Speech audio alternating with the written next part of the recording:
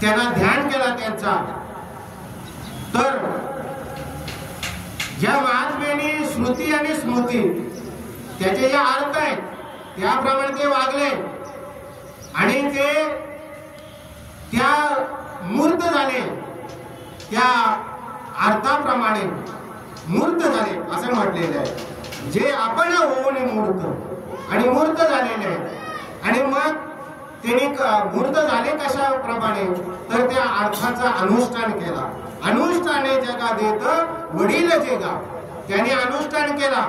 आणि मग ज्ञानेश्वर महाराज, आपण इथे दुसरी ओवी या ठिकाणी जोडलेली आहे, कारण अशा असतात काही वेळेला दोन एका ओवीमध्ये त्याचा अर्थ नसतो, त्या दुसऱ्या ओवीमध्ये अर्थ दिलेला आहे. तो अर्थ काय सांगितलाय की त्यांना ज्यावेळी त्यांनी अनुष्ठान केले आणि त्यांना जो फायदा झाला तोच फायदा जर का त्यांना मानून त्यांना त्यांच्यावरती श्रद्धा ठेवून जर का तुम्ही आपण भक्ती केली ना तर आपल्याला तेच आपल्याला फळ मिळेल असं या दुसऱ्या ओवीत सांगितलं. म्हणून या ठिकाणी दोन ओव्या आपल्याला घ्याव्या लागतात.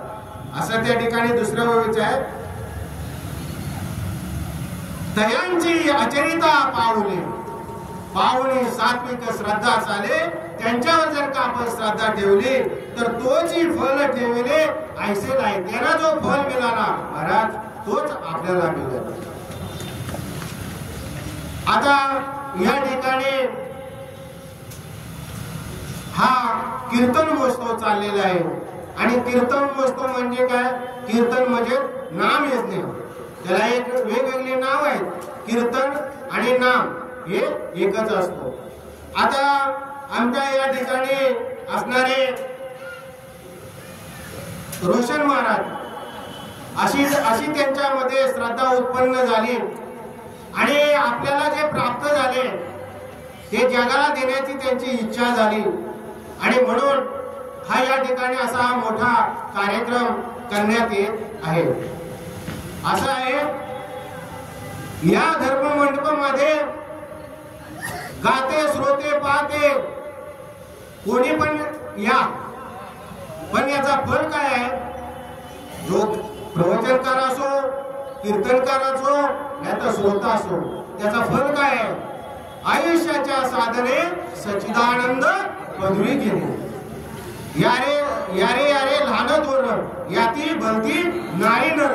मग काही लोकांचा हा प्रवचन का, ही कथा का, नामघोष करायचा आहे, तर या ठिकाणी त्या कथे नामघोषाचं काय फल असतं हे कथेश्वर सांगता येत नाही.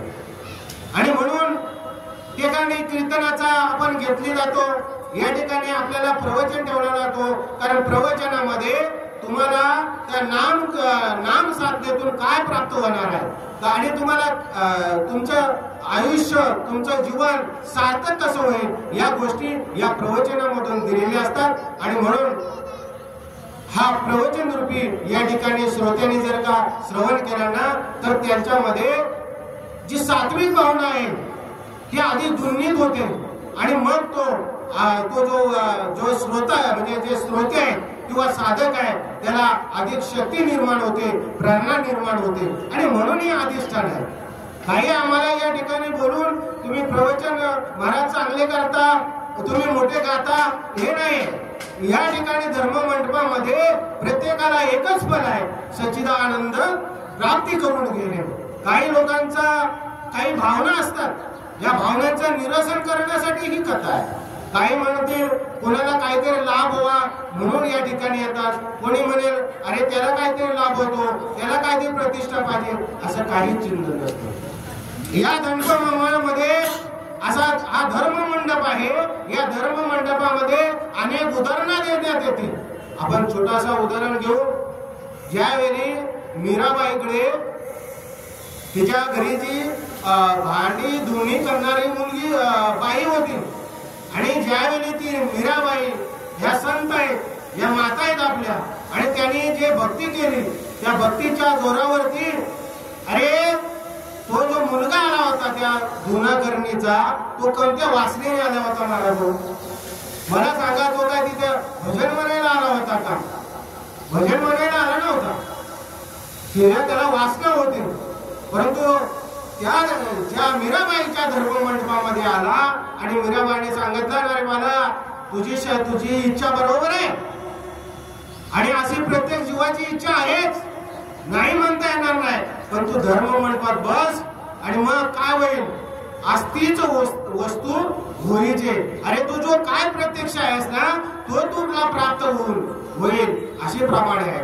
मीराबाईने काय सांगितलं, ठीक आहे बाळा तुला वासना आहे, माझ्या बरोबर लग्न करायचं आहे, अरे मी तुझी भावना जाणतो, हा ठीक आहे तू, आणि मी तुला नाकार पण देत नाही, पण एवढंच काम कर, तू एक काम कर, हा माझा धर्म मंडप आहे, या धर्म मंडपामध्ये तू फक्त इथं 10 दिवस 15 दिवस 20 दिवस काहीतरी त्याला दिले आणि सांगितलं फक्त तुला लग्नच करायचं आहे ना माझ्याजवळ, हो लग्न करायचं आहे, मग मी सांगितलेलं ऐकणार ना, हो ऐकणार. मग तो त्या वासनेने त्या ठिकाणी बसला आणि काय त्याचं प्राप्त झाले वाऱ्यात, तो ज्यावेळेला अनुष्ठान करून उठला आणि त्यावेळेला त्याची काय म्हणतो, माते मी चुकलो.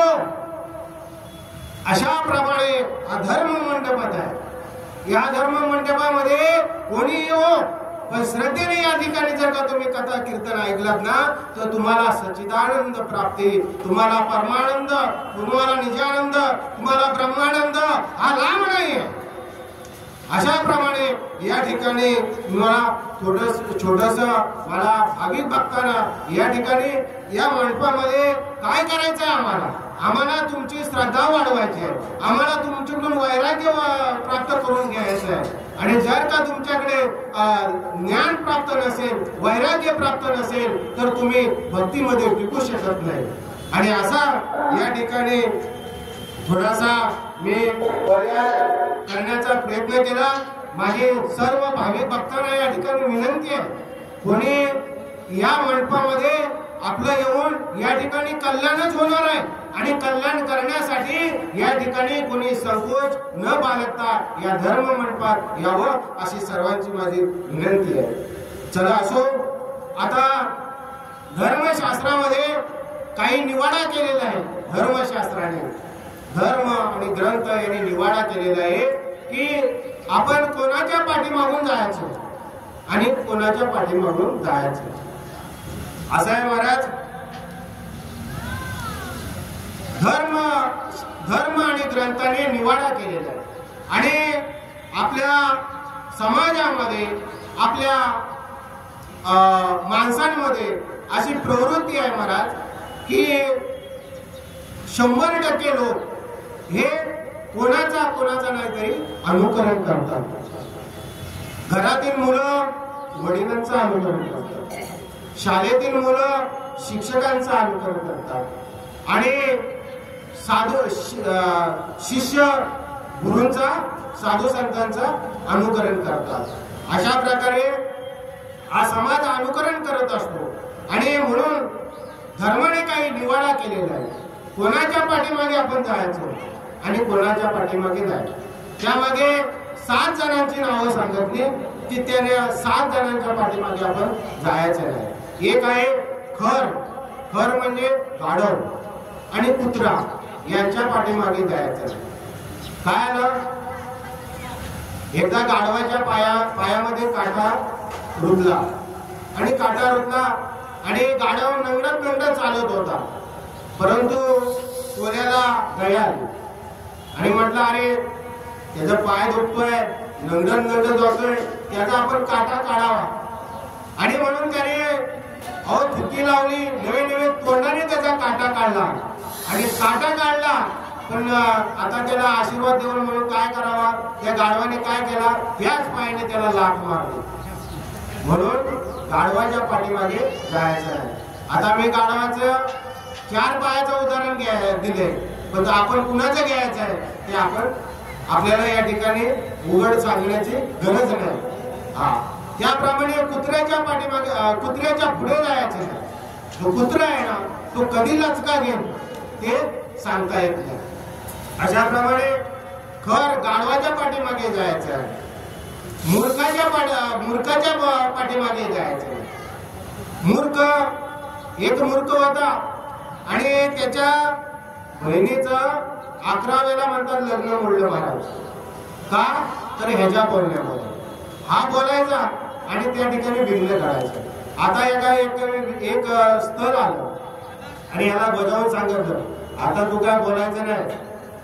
11 वेळेला तुझ्या बोलण्यामुळे काय आले लग्न मोडले. आता याला गप बसायला सांगितलं ना हा काय म्हणतो मंडप चालला तरी बोलायचं नाही काय. अरे बाबा गप बस ना तुझ्या बोलण्यामध्ये तू विघ्न होता. नवरा मेला तरी बोलायचं नाही काय. म्हणजे जे सज्जनांच्या मनामध्ये येत नाही तो ते बोलत असतो. म्हणून मूर्खाच्या पाठीमागे जायचं नाही. आपण पाहिला खर पाहिला मूर्ख पाहिला स्वचाचारी जो स्वतःच्या मनानेच काम करतो त्याच्या पाठीमागे जाय. कारण ज्ञानेश्वर महाराजांनी आपल्याला हरिपाठामध्ये बजावलेले आहे मनोमार्गी गेला तो तिथे मुकला. हा म्हणून आपल्या स्वतःच्या मनाने काही करायचं नाही. काही अशी दृष्टांत आहेत महाराज. काही समजा तुम्हाला मातीचा गोला असेल ना मातीचा गोला तर त्याचं भांड बनवायला कुंभारच लागतो. काय म्हटलेलं आहे कुंभारच लागतो. असा त्याचा भांडा होत नाही. सोन्याचा लगदाडा असतो परंतु त्याला घडवण्यासाठी सोनारच लागतो. त्याप्रमाणे आपल्याला मुमुक्ष साधक बनायचं आहे तर आपल्याला काय गुरुशिवाय पर्याय नाही. गुरुशिवाय पर्याय नाही. आणि म्हणून मनाने काही करायचं नाही. एकाचं दुकान होतं मेडिकलचं दुकान होतं आणि त्याचा मुलगा तो मेडिकल चालवत होता. आणि मेडिकल चालवत असताना तो मुलगा एक दिवस असा बाहेर गावी गेला आणि दुकान पण ठेवलं. पण ह्याच्या वडिलांना त्याच्यात वडिलांना पोट दुखायला लागले जुलाब लागलं. आणि तो काय म्हणला अरे माझा स्वतःचा मेडिकल आहे आणि मला औषध घ्यायची भीती काय. आता त्या मेडिकल मध्ये बरेचसे औषध ठेवले होते. त्यामध्ये झाडांना फवारणी मारतात ना त्याचं पण औषध ठेवलं होतं. आता या म्हटलं माझा मुलगा मेडिकल चालवतो आणि मग मला काय प्रॉब्लेम म्हटलं. त्याने काय केली ते पोट दुखायचं औषध घ्यायला टाकून तो फवारणीचं औषध घेतला आणि एक घेत पेला. अहो महाराज तो मुलगा येईपर्यंत याला सावरून झालं. का तर मनाने आपण जर काही गोष्टी केल्या ना तर त्याचा हा परिणाम आहे. स्वचाचारी. दुसरा अनुभव शून्य. ज्याला अनुभव नाही त्याच्या पाठीमागे जायचं नाही. तुका म्हणे येते पाहिजे अनुभव. हा अनुभव नसणाऱ्यांच्या पाठीने जातो आणि मग त्यांची जी फजिती होते ती आपली फजिती होते. हा म्हणून अनुभव नसणाऱ्यांच्या पाठीमागे जायचं नाही. दुसरा उदाहरण आणखी सांगितलं अगुण. ज्याला गुणाची पारख नाही त्याच्या पाठीकडे जायचं नाही. एक घोडा होता अतिशय काटेवाडी घोडा होता. देखना सुरेख सुंदर असा होता आणि तो एका झाडाला बांधलेला होता. झाडाला बांधल्याच्या नंतर वरती पोपट होता आणि त्या पोपटाने पाहिलं आणि पोपट नाचायला लागला. या झाडावर त्या झाडावर त्या झाडावर या झाडावर. म्हणजे काय काटेवाडी घोडा आहे हो चांगला घोडा आहे हो. अशा प्रकारे बोलत असताना त्या ठिकाणी कावला होता दुसऱ्या पाठीवर. तो कावला काय म्हणतो काय झालं तुला नाचायला. काय म्हणतोस तो घोडा चांगला आहे घोडा चांगला आहे कुठे टोकावलेला दिसत नाही. म्हणून अशा कावल्यांच्या पाठीमागे जायचं नाही. म्हणजे अगुण ज्याला गुणाची पारख नाही त्याच्या पाठीकडे जायचं नाही. आपण पाहिला घर पाहिला मूर्ख पाहिला स्वचाचारीचा पाहिला अनुभव शून्य अगुण आणि दुसरा अमतम स्थिर. आपल्या मतावरती स्थिर नसलेल्या पाठीने जायचं नाही. आता आपल्याला माहित आहे काय लोकशाही चाललेली आहे. अहो कार्यकर्ते एक झेंडा लावतायत तो झेंडा लावेपर्यंत दुसरा झेंडा लावायची पाळी येते. म्हणजे असे आपल्या मतावरती स्थिर नाही त्यांच्या पाठीकडे जायचे नाही. अशा प्रकारे 7 जणांच्या पाठीमागे जायचे नाही. मग आता आपण कुणाच्या पाठीमागे जायचं तर त्या ठिकाणी सांगितले वेदानुगामी जे वेदांचा अभ्यास करतात त्यांच्या पाठीमागे जायचं. जे धर्माला मानतात धर्मासाठी रात्रंदिवस जगत असतात त्यांच्या पाठीमागे जायचं. जे पुण्यवान आहे त्यांच्या पाठीमागे जायचं. आता पुण्यवान म्हटल्याच्या नंतर आपल्याला तुकामध्ये संतांच्या प्रमाण आहे. तुकामध्ये पापे जाती संतांची या जपे. आपले संत आहे तुकोबरायांचा परमार्थ तुकोबरायांना जे प्राप्त झालं ते आपल्याला प्राप्त व्हावे अशी जर का आपली धारणा असेल वासना असेल तर त्यांनी कष्ट केले त्याप्रमाणे ते कष्ट आपल्याला पाहावं लागते. तुकोबराय नामस्मरण करायला सुरुवात केली. संसारातून संसारात काही राहिलंच नाही. आणि जगद्गुरु तुकोबराय ते स्वतः सांगायचे की मी कीर्तनाला जायचो मी कीर्तनाच्या पाठीमागे टाळ घेऊन उभा असायचो आणि म्हणून मला ही प्रेरणा भेटली होती. त्याच्यानंतर मी ज्ञानेश्वरी वाचली गाथा आपला भागवत वाचला अनुभव ते वाचलं. अशा प्रकारे सर्व ग्रंथांचा मी अभ्यास केला. सर्व ग्रंथांचा मी अभ्यास केलेला आहे. पाहिली पुराणे बोधूनिले धरुषेने म्हणजे शास्त्र हे तुकोबरायांचं प्रमाण आहे. तुकोबराय नामस्मरण करायला सुरुवात झाली आणि त्याला स्फूर्ती लागली. ते भंडाऱ्या डोंगरावरती बहामचंद्र डोंगरावरती गेले आणि नामस्मरण करायला सुरुवात झाली. आपण म्हणतो हा 2 अभंग पाठ केली 2 ठिकाणी कीर्तनात उभा राहिला मग मी कीर्तन करणार. अरे असं थोडं शास्त्राने त्याला सांगितले मूर्ख मुमुक्षु. त्याला काय सांगितले मूर्ख मुमुक्षु. या ठिकाणी उभी आहे आपण ते पाहणार आहोत. त्याला सांगितलंय मूर्ख मुमुक्षु. मुमुक्षु का मूर्ख म्हटलेलं आहे तर आपण हो कारण भक्त आपल्याला जगद्गुरु तुकोबारायची भक्ती कशी केली होती ते पाहिजे. नामस्मरण करायचं आणि त्यांची पत्नी म्हणजे जिजाऊ ही जगद्गुरु तुकोबाराय ना भंडाऱ्या डोंगरावरती भाकरी घेऊन जात असे. अरे मला सांगा तुम्ही 2 दिवस नोकरीवरती नाही गेलात ना तर तुम्हाला डबा देणार नाही. पण जगद्गुरु तुकोबारायना जिजा माऊली भाकरी घेऊन जायची.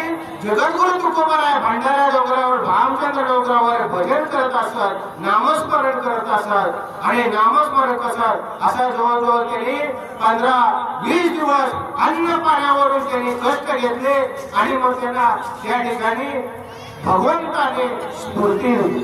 आणि मग सांगितलं जगद्गुरु तुकोबारायांना त्यांच्या नामचिंतनामुळे इतकी सात्विकता वाढली त्यांच्यामध्ये. मग जगद्गुरु तुकोबारायांनी ठरवलं की त्याच्या ठिकाणी जो मंदिर होता ना तो मंदिर म्हणजे आता आपल्याला भगवंताचं चिंतन भंडारा डोंगरावरती नाही करायचं. आपल्या घरी जो देऊळ आहे ना तो देऊळ त्यांनी स्वतःच्या पैसा खर्च करून तो मंदिर बांधलं आणि मग त्या ठिकाणी त्यांनी कीर्तन करायला सुरुवात केली. अशा प्रमाणे जगद्गुरु तुकोबाराय हे प्राकृत मध्ये सांगत असल्यामुळे रामेश्वर भटाला ते पडलं नाही. त्याने रामेश्वर भटानी त्यांच्या पाटलानं तक्रार केली आणि सांगितली रामेश्वर पाटील अहो हा वेदांत हा मराठीमध्ये प्राकृत मध्ये सांगतोय आणि यांना तर ते सांगण्याचा अधिकार नाही. पण जगद्गुरु तुकोबाराय म्हटले मी असं हे बोलत नाही. हे कवित्व कोण करतोय तो पाठुराम करतोय म्हणून करतो. आणि तुम्हाला जर प्रत्यक्ष पाहायचं असेल तर तुम्ही त्या खालीवर दगड बांधा आणि इंद्रायणीमध्ये सोड. माझी काय त्यामध्ये हरकत नाही. परंतु जगद्गुरु तुकोबारायांना खात्री होती हे माझे बोल नाही देवाने बोलवलेले. आणि मग त्यांना चिंता वाटली का अरे रे रे रे या देवाने मला बोलून एवढे अभंग लिहिले मी, आणि आज तो गाता ते अभंग त्या इंद्रायणीमध्ये घडणार ते वाहणार हे मला बघत नाही. आणि म्हणून जगद्गुरु तुकोबांनी अनुष्ठान त्या ठिकाणी अनुष्ठान केला. हा अनुष्ठान आता या ठिकाणी आपल्या होळीमध्ये आलेलं आहे. हे अनुष्ठान फार महत्व आहे, आणि म्हणून ज्याने अनुष्ठान केला त्यांना बघून आपण परमार्थ करायचा.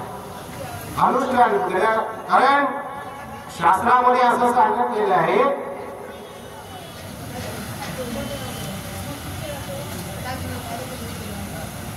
जे कृत्याकृत्य व्यवस्था अनुष्ठावया पारता शास्त्राची एक सर्वता प्रमाण. तुम्ही जर का शास्त्राचा अभ्यास केला नसेल, तुम्ही जर का ग्रंथ वाचले नसेल, तर तुम्ही जो केलेला परमार्थ आहे ना हा वाया आहे. म्हणजे त्याला काय सांगायचं, त्याला फलच भेटत नाही, त्याला फलच भेटत नाही असं सांगितलं. कारण या ठिकाणी मग ज्ञानेश्वर महाराज सांगतात, अरे पण हा शास्त्र आणि वेद हे वाचायचे आणि हे ग्रहण करायचे म्हणजे कसं आहे महाराज आहे का. त्या ठिकाणी ओळी सांगितली त्यांनी, तरी तक्षकाचे फळे ठाकोणी के मणी काढे. त्या तक्षकाचा मणी काढायचं जाऊन, तक्षकाचा मणी काढायचं, सिंहाच्या नाकातला केस काढायचा. आता मला सांगा, तक्षकाच्या मणी काढायला गेला तर तो आपली हाडे ठेवल का, तो आपलाच मणका काढेल ना. हा दुसरं उदाहरण सांगितलं, शास्त्र आणि वेद यांचा अभ्यास कठीण केवढा आहे. ज्यावेळी तुम्ही सिंहाच्या नाकातला केस काढून आणणार, काढाल का. आता सिंहाच्या नाकातला केस काढायला गेलो आणि सिंह आली तर तो आपलीच काय दशक्रिया करून टाकणार नाही का, दशक्रिया करून टाकणार महाराज. हा आणि तो मणी घ्यायचा आणि तो मणी याच्या केसात ओवायचा आणि तो गळ्यात घालायचा. एवढं सोपं आहे का महाराज, हे सोपं आहे. हा हे एवढं कठीण आहे, तेवढं शास्त्राचा अभ्यास करणं कठीण आहे. मग आता ज्ञानेश्वर महाराज या ठिकाणी अर्जुनाचा आणि संवाद चालू होता. अर्जुनाला ते सांगत होतो, ते देवाला म्हटले, देवा हे काय तुला सर्व असं म्हणतो, हे एवढं कठीण काम काय जमणार का. अरे एवढी लोक सप्ताह करतायत, रात्रंदिवस पंक्ती देतायत, भजन करतायत, काकडा गिरतायत, पंढरपूरची मार्ग आहे, त्याला म्हणतो तू फल नाही, असं कसं. देव म्हटला, हे पण तुमचं बरोबर आहे. कारण आज कोण एवढं जर पंक्ती देत असेल, सप्तेकर देत असेल, पंढरपूरची वाणी करत असेल आणि काकडा करत असेल तर त्याला पण फल पाहिजे. हा फल पाहिजे. मग ते भगवंताने सांगितलं, ते आजच्या या ठिकाणी आपण होळीमध्ये घेतलेल्या होळीमध्ये त्याचं उत्तर दिलं. मग तुम्ही काय करायचं, तुम्हाला शास्त्र कळणार नाही, शास्त्राचा अभ्यास करता येणार नाही, कारण शास्त्र शिकवणारे मिळत नाही. एक तर त्या ठिकाणी त्या शास्त्र शिकायला काल लागते, त्या ठिकाणी देश लागतो आणि त्या ठिकाणी धन लागते. या बाऱ्या बारणी होणार नाही आणि एका शास्त्र लोकांना जमणार नाही. मग याला फळ काय, परमार्थ करायचा तर याला फळ काय. तर त्या ठिकाणी सांगतात, यांनी काय करायचा, यांनी शास्त्र शिकायचंच नाही. काय करायचं, तुम्ही आपण काय करायचं, शास्त्र शिकायचंच नाही. मग काय करायचं, ज्या महात्म्याने जसे कोणते आपले रामचंद्र महाराज, हरिचंद्र महाराज, आपले ज्ञानेश्वर महाराज, जगद्गुरु तुकोबाराय, असे आपले जे महात्मे गुरुवारी आहेत त्यांनाच पाहायचं, त्यांना मस्त मोकायचा आणि त्यांना पाहिल्याच्या नंतर त्यांचं आचरण जर केलं ना तर तुम्हाला काय होणार, त्यांना जे फळ भेटले तेच या ठिकाणी तुम्हाला फळ भेटतं. त्यासाठी काही या ठिकाणी ओव्या दिलेल्या आहेत, ते आपण पाहूया थोड्या. कसं आहे, जर का पत्नीने पतीची सेवा केली तर तिला काय होते, फल प्राप्त होते. कुणाची सेवा केली तर पतीची. या ठिकाणी ओवी सांगते, पतीची या माता अनुसरणे पतिव्रता अनास आहेस आत्महिता भेटे. जर का तिने पतीच्या मताने पती सांगतो त्याप्रमाणे ती वागली तर तिला काय इतर देव शोधण्याची गरज नाही, तिला परमात्मा त्या ठिकाणी प्राप्त होतो. याचाच संदर्भ त्या ठिकाणी लागलाय की आपण जर का गुरुंनी सांगितलेली आज्ञा पाळली आणि त्यांच्याप्रमाणे त्यांनी जे सांगितलेले आचरण आपण जर केलं तर आपल्याला पण काय होईल, तो परमात्मा, तो परब्रह्म, तो नित्यानंद, तो सच्चिदानंद आपल्याला देखील भेटेल. दुसरी या ठिकाणी ती गुरुची ओवी सांगितले, ना तरी श्री गुरु वचना दिटी देतू जतना शिष्य आत्म होना माझी पैसे. जर का गुरुची वचन पाळली, गुरुच्या आदेशानुसार जर का आपण वागलो तर आपल्याला काय आत्म अनुभव आपल्याला प्राप्त होतो.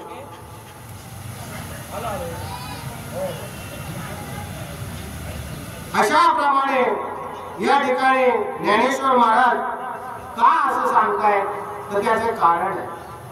आता एखादा आपल्याला कोणी आपण एखादी पूर्वीचा काळ असतो आणि धड ठेवायसाठी अंधारी कोठडी केलेली असते. अंधारी कोठडी केलेली असल्यानंतर तर त्या ठिकाणी काय असतो तर आपल्याला जर का तो धन प्राप्त करायचा असेल तर आपल्याला दिवा पुढे करावा लागतो. आणि जर का तुम्ही दिवा पाठीकडून घेतलात आणि अंधाऱ्या कोठडीत तुमचा ढकलला जाईल की नाही त्यामध्ये, त्याप्रमाणे हे असो आपुल्या ठेवा हाता हाती जरी लावा यावा तरी आदरे जीवी दिवा पुढे तिचे. म्हणून आपण काय करायचे, त्यांनी जो परमार्थ केला ते जसे आचरण केलं त्याप्रमाणे जर का आपण आचरण केलं तर आपल्याला त्या ठिकाणी काय त्यांना जे फळ प्राप्त झालं, त्यांना जे नित्यानंद परमानंद सच्चिदानंदाचा जो अनुभव झाला तो आपल्याला या ठिकाणी प्राप्त होईल. आता ही ओवीच अशी आहे, या ओवीचं आता महत्व सांगताना काही खूप महत्वाच्या गोष्टी आहेत. परिश्रुती स्मृतीचे अर्थ जे आपण होऊन मूर्त अनुष्ठान जगात.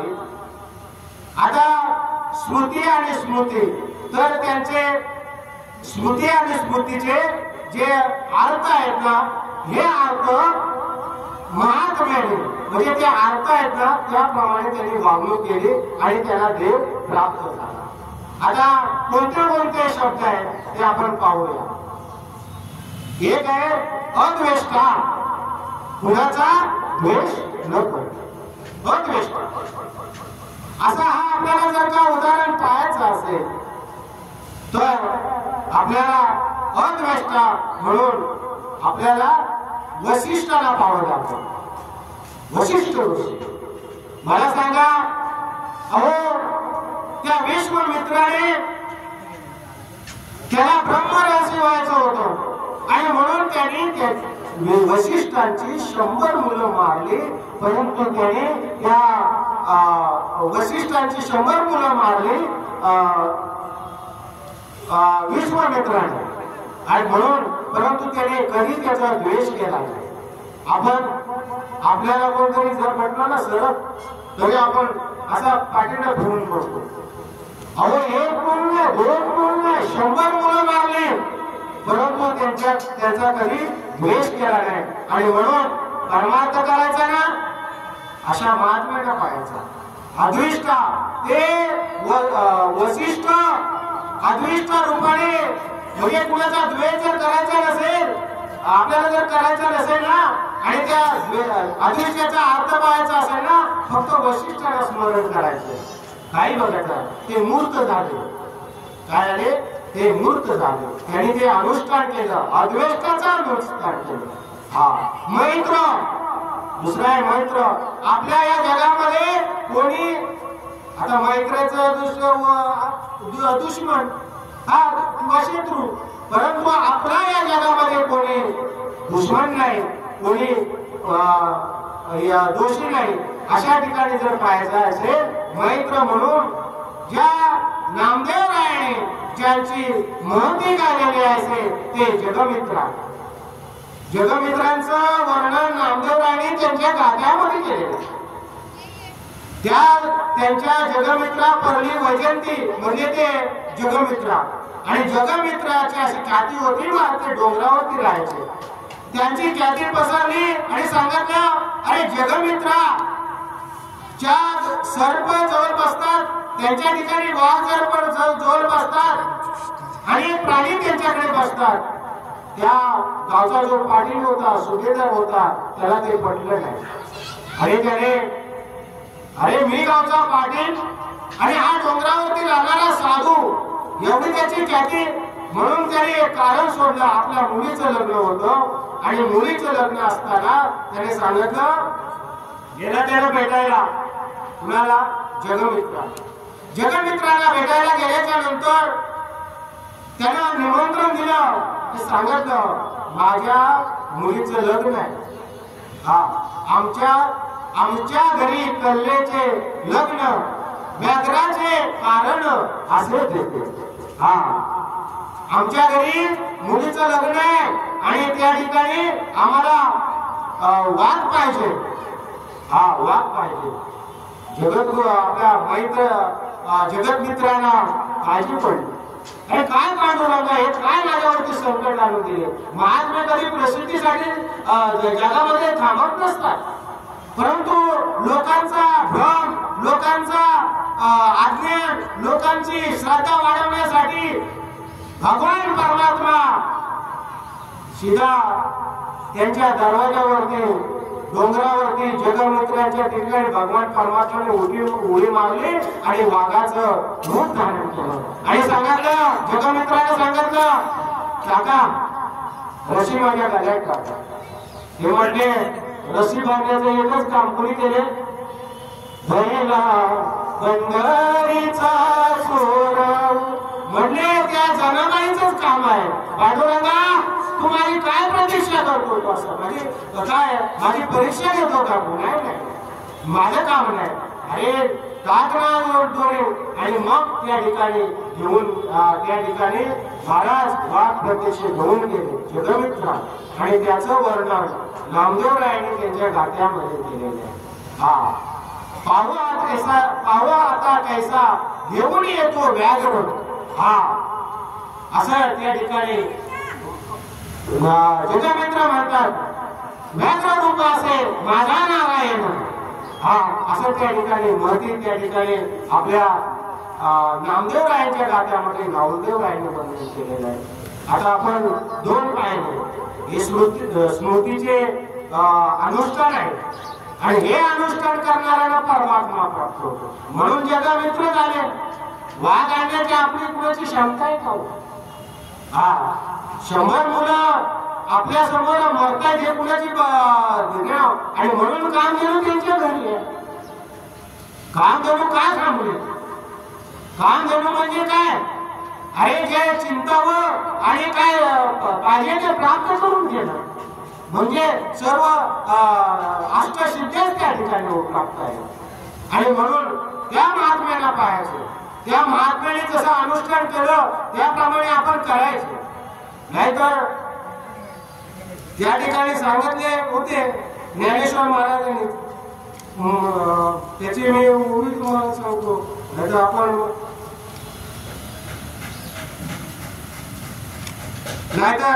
या ठिकाणी म्हणून शास्त्राचे घडते नोये प्रकारे बोलते तरी मूर्ख मनुष्यात येते काय घडते. मूर्ख का म्हटलं, त्याची कारण बरीच आहे. आपण काय करतो, इथं प्रवचन करतो आणि महाराज उठला ना, मग त्याच्या पाठीकडे 2 तास थांबा, म्हणून तो मूर्ख. म्हणून आपण मूर्ख, म्हणजे मी पण त्यात आलो आता म्हणा नको बेटा, म्हणून ते मूर्ख मुमुक्षा या ठिकाणी ओळी आहे. मूर्ख मुमुक्षा काय घडते. आणि म्हणून तुम्हा आम्हाला सर्व फळ प्राप्ती व्हावी म्हणून त्या ठिकाणी भगवंताने दया आली आणि म्हटले आहे तुम्हाला पण फळ आहे, पण कुणाला जे श्रुती स्मृतीचे अर्थ हा अनुष्ठान करून त्यांनी अनुष्ठान करा, त्यांना फळ प्राप्त झालं तर त्यांना पाहून तुम्ही भक्ती केला तर तुम्हाला फळ प्राप्त होणार, नाही तर आपल्याला काशी फळ नाही, आपल्याला भिक्षाच फळ, भिक्षाच फळ. हा आपण पाहिला अद्वैष्टा पाहिला, जगमित्र मैत्र, ममता रहित, ममता नको, ममता नाही, ममता ज्यांच्याकडे ममताच नव्हती. आपण मला वाटते श्रोतेकार होतात आणि त्या ठिकाणी ज्यांचं उदाहरण आलं होतं ते कालोपाठ काशीवरून लोक आले आणि म्हटले अरे तुम्ही महाराज आणि मुलं तुम्ही मांडीवरती खेळवता, गिरी फेकून महाराज गिरीमध्ये नाही म्हटलं, मला माझ्या ठिकाणी ममताच होती. हा आपलं झालेलं आपल्याला जर कोण बोलला महाराज तुम्ही एवढा संसार करता, आपण उद्दिष्ट बोलायला सुरुवात केलाच करू. हा म्हणून त्या महात्म्याला कोण परमार्थ केला पाहिजे, कालोपाठ. हा म्हणजे माझ्याकडे ममता नाही, गेली विरोध फेकून एकच मुलगी होती महाराज, आपल्या तर 4-4 2-4 पोरं आणि एक मुलीला विकून विहिरीमध्ये दिली, ममता नाही. हा निरहंकार, हंकार नाही, निरहंकार पायाचा म्हटलं तर आता या जो ज्ञानेश्वरी लिहिलेली आहे या महात्म्याने ज्ञानेश्वर माऊली, ज्ञानेश्वर माऊलीने मोठे ग्रंथ लिहिला आणि काय म्हटले, किंबोळे तुमचे केले धर्म कीर्तन, हे मी केलं नाही, हे तुमच्यामुळे झाले. आणि आज मला जी प्रेरणा मिळालेली आहे की महाराज तुम्ही आलात म्हणून हे असे मोठे मोठे महात्मे या ठिकाणी आले, नाहीतर आम्ही असे व्यर्थ बडबड करायला मोकळेच आहोत, परंतु तुमच्या महाराजांची अशी आमच्यावरती कृपा दृष्टी लागली तर आम्हाला काय या ठिकाणी कमी आहे. भगवंताचे गुण गाण्यासाठी आम्ही या ठिकाणी जगामध्ये आता जो म्हणतात ना तो आम्ही हेच घेतलेला आहे, जगामध्ये लोकांचं कल्याण कसं होईल, लोकांना परमानंद नित्यानंद ब्रह्मानंद कसा प्राप्त होईल त्याप्रमाणे आम्ही आमचं कार्य या ठिकाणी आपण करत आहोत. हा या ठिकाणी असा या ठिकाणी आपण काय जे अनुष्ठान केले त्याचं आपण बोलत होतो. आपण अनुष्ठान एक पाहिला, अद्वैष्ट पाहिला, मैत्र पाहिला, ममता रहित पाहिला, अहंकार निरहंकार पाहिला, आणखी चला पुढच्या वेळेला केव्हा या झाली तर आपण ते मारू. अशा महात्म्याने जे अनुष्ठान केलंय त्या महात्म्याला पाहायचं आणि त्यांना जर त्यांची भक्ती करून आपण जर भक्ती केली तर आपल्याला फळ प्राप्त होते. कसं प्राप्त होतं तर या ओव्या दिल्या जे ओवी आपण घेतलेली आहे त्याच्या ओवीच्या नंतरच्या ओव्यांमध्ये सांगितले पहा, परिश्रुती स्मृतीचे अर्थ जे आपण होऊन मूर्त अनुष्ठान जगात येत वडील जे. हा ज्यांनी स्मृती स्मृती आपल्या मूर्त होऊन बसले आणि त्यांनी जे अनुष्ठान जगाला दिलेलं आहे ना ते वडील त्यांच्या पावलाने त्यांची पावले आचरता पावनी सात्विक श्रद्धा झाले तोची फल ठेविले ऐसे आहे. हा मग त्याच्यानंतर तो फळ कसा प्राप्त होतो तर त्या ठिकाणी ज्ञानेश्वर महाराजांनी आपल्याला त्याच्याच खाली दृष्टांत दिले. आपल्याला कुठं स्वतः जायची गरज नाही. ज्ञानेश्वर महाराजांनी तुकोबाराय महाराजांनी जेवढं दिलेलं आहे ना ते आपल्याला पूरक आहे. हा त्याच्यानंतर तर काय असतं एकाने दिवा लावला म्हणतात, दिवा आता दिवा लावलेलाच आहे आपल्या पूर्वीचा दिवा, आता हे दिवे नाही म्हणून तो प्रकाशामध्ये दुसऱ्या एखाद्याने जर का दिवा आणला लावायला तो काय तो उजेड वेगळा आणि हा उजेड वेगळा होईल का, त्याला पण तोच उजेड तो देणार, तोच उजेड काय याला घेणार. म्हणून काय करायचं आपण याने दिवे लावलेत ना त्याच दिव्याला आपण जॉईन करायचं आपण आणखी शास्त्र स्वतःची करायची नाही, कारण आपल्याला होणारच नाही. कारण मी सांगत नाही ते तक्षकाचं मणी कोण काढणार, सिंहाच्या नाकातला केश कोण काढणार, तेच भारी आहे. तर शास्त्र त्याच्यावरून भारी आहे, म्हणून ते दृष्टांत दिलेलं आहे त्या ठिकाणी. हा पण एक निपू लावी सायासे आणि कधी ते लावू पैसे, तरी तो काय प्रकाशे वंचित आहे का? अरे तो काय दुसऱ्याला प्रकाश देणार नाही का? तो प्रकाश देणार. म्हणून तुम्ही काय करा, त्यांचं अनुष्ठान करा. दुसरा एक उदाहरण दिलं त्याने, काय येते मोला पार वेचून केले धावदार, तो सुरवाड वस्तीकरण भोगी काय. अरे एकाने घर बांधलेलं आहे, खूप कष्टाने घर बांधलेलं आहे म्हटलं. आता कष्टाने घर बांधलेलं आहे, मग एखाद्याने जर का पाहुणा आला तर त्याने काय तिथं घर बांधायचं नाही. त्याने काय करायचं, आपली बॅग तिथे ठेवायची आणि त्याला जसं हवा पाणी मिळतोय तोच हवा पाणी आपल्याला मिळणार. आपण तिथं घर बांधायचं काम करायचं नाही, असं ज्ञानेश्वर महाराज सांगतात. आणि तेच फळ जे त्याला प्राप्त झाले ना, तेच फळ आपल्याला ते प्राप्त होणार. म्हणून त्या ठिकाणी चला दुसरा उदाहरण सांगत नाही. आता दुसरा उदाहरण सांगत असा, हे असं तले करी ते तयाची कृष्ण हरी. एखाद्याने तल फोडलेलं आहे, मग आता तल फोडण्याला पाणी पियालं तर त्याची बाजू भागते आणि दुसऱ्याने पाणी पियालं तर त्याची बाजू भागत नाही का? मग आपण काय करायचं, आपण तल फोडायचं नाही, आपण त्या तल्यातूनच पाणी पियायचं.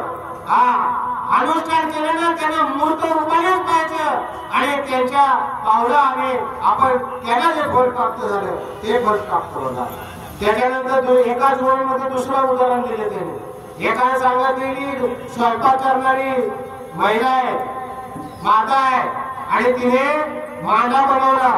मांडा म्हणजे पुरणपोळी, चांगला सर्व ते साहित्य, ते आतमध्ये जे टाकतात ते सर्व साहित्य मेहनतीने बनवलं. आता मेहनतीने बनवलं म्हणजे तिला आनंद होत होता की जेवढा आपण मेहनत करू तेवढा तो मांडा व्यवस्थित होईल. आता मग मांडा व्यवस्थित झाला, मग जे मांडा बनवण्याचा आनंद झाला तो खाणाऱ्याला तेवढाच होतो. मग त्याने काय करायचं, मांडा बनवायचा नाही, आपण मांडी घालायची फक्त. हा या असण्यावरती आज आपण इथे कसे मांडी घालतोच ना, आपण फक्त मांडी घालायची आणि मस्तपैकी त्याचा रस सेवन करायचा. हा अशा प्रकारे त्यांचं अनुष्ठान त्यांना मूर्त रूपात पाहायचं आणि आपण परमार्थ करायचा. आता त्याच्या पुढे एक महत्वाचा दृष्टांत देतात. आता या ठिकाणी प्रवचनाला कसा मग सागराला भरती येते, आज सागराला लोटायला मग हा म्हणता तुम्ही, अशा प्रमाणे एक दुसरा दृष्टांत दिला. बहु काय बोले पैगा एका गौतमासी गंगा एरा समस्त काय जगा. हा गंगा कुठून, गंगा जी आली ना ते गौतम ऋषींची कथा आहे. गौतम ऋषी यांचं एवढं तप होतं महाराज, त्यांच्याकडे आज आपल्याकडे जसं सप्ताह आहे ना तसे महाराज लोक आले. आणि महाराज लोक आल्याच्या नंतर गौतम ऋषीला आनंद झाला. आजच्या कर्मामध्ये महाराज बघत पहिला पडदा करतात, पण त्या गौतम ऋषीने आनंद झाला. अहो एवढा आनंद झाला ते महाराज कंटाळलं आणि म्हणून हा दृष्टांत आला. सांगायचं तात्पर्य काय, ते जे ऋषी मुनी होते ना ते कंटाळलं त्यांच्याकडे राहून. अहो गौतम ऋषी आम्हाला सोडतच नाही. या गौतम ऋषीना आनंद व्हायचा त्याला जेवण घेतल्याच्या नंतर. गौतम ऋषींची असं तपश्चर्या होती महाराज, ते 8 वाजता पेरायचं, साली पेरायचं आणि आपल्या तपस्येवरती 12 वाजता काढायचं. 12 वाजता तपस्या करून हे भोजन ऋषी मुनींना घालायचं. काय तपस्या गौतम ऋषींची तपस्या. म्हणून या महात्म्याने जे परमार्थ केला ना, त्या महात्म्यांसारखा आपण परमार्थ केला पाहिजे. नाही तर आपल्याला मी मगाशी बोललो मोक्षाचा नाही, आपल्याला विषयाचा लावणार. ते ऋषीमुनी कंटाळलं. मग ऋषीमुनी कंटाळल्यानंतर काय झालं महाराज, त्यांनी काय म्हणलं, आता काहीतरी युक्ती केली पाहिजे. आता काय हे गौतम ऋषी आम्हाला काय सोडत नाही. मग यांनी काय केले, देवाला आज्ञा केली, गणपतीला आज्ञा केली, त्यांनी गाय तयार केली त्या ठिकाणी आणि गाय तयार केली आणि गौतम ऋषींच्या शेतामध्ये सोडली. गौतम ऋषींनी एक काळी म्हणून हातात घेतली आणि त्या काळीचा झाला भाला आणि भाल्याने ती गाय मेली. आता मेल्याच्या नंतर ऋषी लोक राहणार का? ते म्हटलं तुमच्याकडे पातळ झाला, पातळ झाल्यामुळे तुम्ही आता काय करा, आता आम्ही जातो. म्हणजे कुणी देव काढणार नाही, म्हणजे ऋषी म्हणजे ते देवच म्हणावं. ते म्हटलं आम्ही या ठिकाणी सप्ताह घेतलेला, त्या ठिकाणी जागरण घेतलेला, किती दिवस तुमच्याकडे राहिला. ते म्हणून ते गवता ते गाय बनवली, गवताची काणे धुतले आणि म्हटलं मग आता तपश्चर्या, आता तुम्हाला हे गो आत्याचं पातक लागलं. मग गो आत्याचं पातक जाणार कशा? तर ते गंगेश्वर जाणार नाही. मग ती गंगा ज्या ठिकाणी त्याने आपल्या तपश्चर्याच्या द्वारे त्या ठिकाणी गंगेला घेऊन आले आणि ती गंगा त्यांचं पाप फेडलं. पण आज जगाचं पण पाप त्या ठिकाणी फेडले की नाही? मग आपण गंगा आणे जायचं का? आपण गंगा आणे जायचं नाही. आपण जायचं नुसतं गंगा मारणार तरी तुम्हाला या ठिकाणी मोक्ष मिळेल, या ठिकाणी सच्चिदानंद मिळेल, या ठिकाणी परमात्मा प्राप्त होईल. आणि या ठिकाणी मी या ठिकाणी जे काय वेळ आपले 2 शब्द तुम्हा सर्व साधू संतांच्या गुणामध्ये बोललेलो आहे. आणि आपण तुम्ही सर्व श्रद्धेने या ठिकाणी मला साथ दिली, मी सर्वांचे आभार मानतो. या ठिकाणी जे मंडळ आहे त्या रोशन महाराज पूजा त्यांनी यावा आणि या ठिकाणी मला काही ईश्वराची या ठिकाणी उघडी पापडी सेवा करण्यासाठी निमंत्रण केलं आणि मी सर्वांचे तुमचे सर्वांचे या ठिकाणी आभार मानतो. महाराज तुम्ही रोशन महाराज बोलवतो आणि आपण या ठिकाणी या प्रवचन रूपीला आपण प्रवचन रूपी सेवा या ठिकाणी थांबू असे मी तुम्हाला सर्वांना विनंती करतो. सर्वांना तुम्हाला जय हरी आणि तुमच्या आणखी एकदा मी प्रमाण नतमस्तक होतो आणि आपण या ठिकाणी सेवेला समजावं. विठ्ठल विठ्ठल विठ्ठल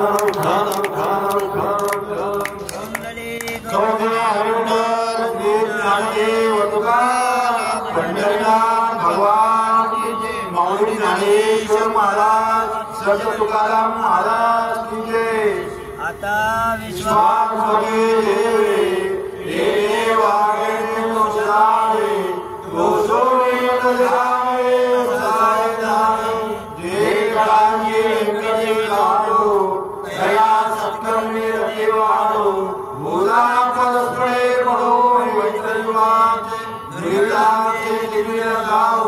विश्व धर्म सूर्य पावो जो देवाचे लोके राहो प्राणीदास सकल मंगळे ईश्वर निष्ठांची मागे आली अनवरत मंडले भेटू दयाळुला चला तुझे आरव चेतना चिंता म्हणजे गाव मूळ गजे आरव पूजाले चरण गजे आलांचन मान करजे दापहिण ते सर्व सदा सज्जन सोयरेरून किंमोडा सर्वसुखी पूर्ण होईत निरोगी मधुलो आगे पुण्य खंडित आणि अनंत उपजवे विशेष रोगीवे दृष्टा दृष्टदे वावे एकदमने श्री विशेष राहो आओ निदान कथाओ येवरी ज्ञान देव सुखिया झाला येवरी ज्ञान देव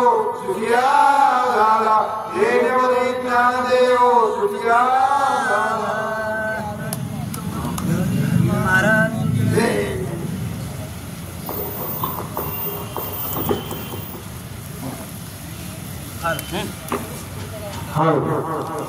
निवा केदार महोत्सव आयोजित अखंड हरिनाम